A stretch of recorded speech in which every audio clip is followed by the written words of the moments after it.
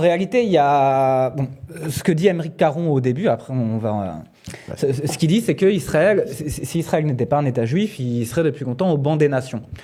Moi, je ne sais pas si Israël, s'il n'avait pas été un État juif, aurait été carrément au banc des nations, mais je pense que ce qui est sûr, c'est qu'il n'aurait pas été défendu de la même manière.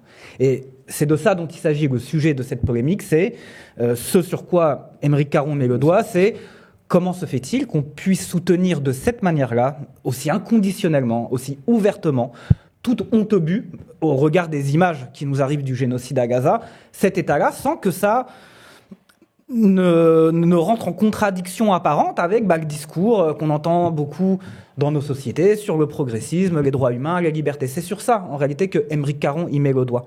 Et de deux choses l'une, ce qui est sûr, c'est qu'on n'explique pas entièrement le soutien à l'État d'Israël de la part de l'Occident uniquement ou à partir de la judéité de l'État d'Israël. Ce que je veux dire, c'est que y a plein d'autres facteurs qui expliquent pourquoi l'Occident soutient aujourd'hui l'État israélien dans sa politique coloniale. Sur le plan géopolitique, pour maintenir comme pilier de maintien de son hégémonie au Proche-Orient, etc., etc. Mais on ne peut pas comprendre, à mon avis, jusqu'au bout, ce qui se joue politiquement dans ce soutien-là et dans la forme que prend ce soutien-là, en évacuant tout ce pan de l'histoire qui fait que l'État d'Israël est un État juif et qu'il est le produit de l'histoire européenne, en réalité, de l'histoire de l'antisémitisme européen.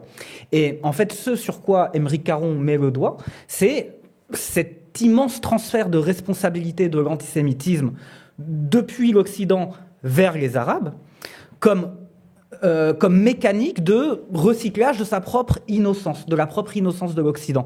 Je ne sais pas si c'est très clair en fait ce que je dis, mais ce que je veux dire c'est que pour comprendre en fait ce qui est en train de se jouer, il faut comprendre à quelle place sont assignés les Juifs dans ce discours que l'Occident tient en réalité sur lui-même. C'est-à-dire qu'en faisant des Juifs la figure absolue et en restreignant les Juifs à cette place-là. C'est un discours sur les Juifs, c'est pas un discours des Juifs, c'est un discours sur les Juifs qui objective les Juifs, qui le font objet d'une politique. En leur assignant cette place de symbole de l'innocence, de par le fait d'avoir été victime de la Shoah, l'Occident recycle sa propre innocence en se déclarant protecteur des Juifs. C'est-à-dire que là, les Juifs, ils sont assignés à cette place de caution morale de l'Occident. C'est pour ça que le mot qui désigne ça, c'est philosémitisme.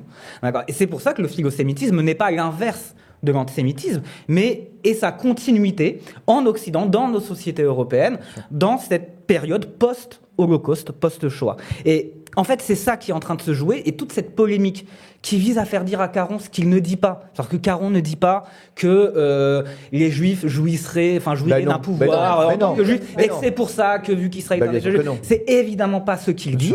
Mais toute cette polémique-là vise à couvrir de bruit, et c'est ce qui est le plus germant, il faut quand même le dire, le bruit du génocide à Gaza, parce que tout ça, la première utilité de cette polémique, c'est de pas parler de Gaza, de une, et de deux, c'est de masquer cette mécanique, cette mécanique idéologique philosémite qui vise à se servir des Juifs pour garantir l'innocence de l'Occident et pour justifier, pour légitimer la politique occidentale aujourd'hui, son hégémonie dans la région, etc., etc.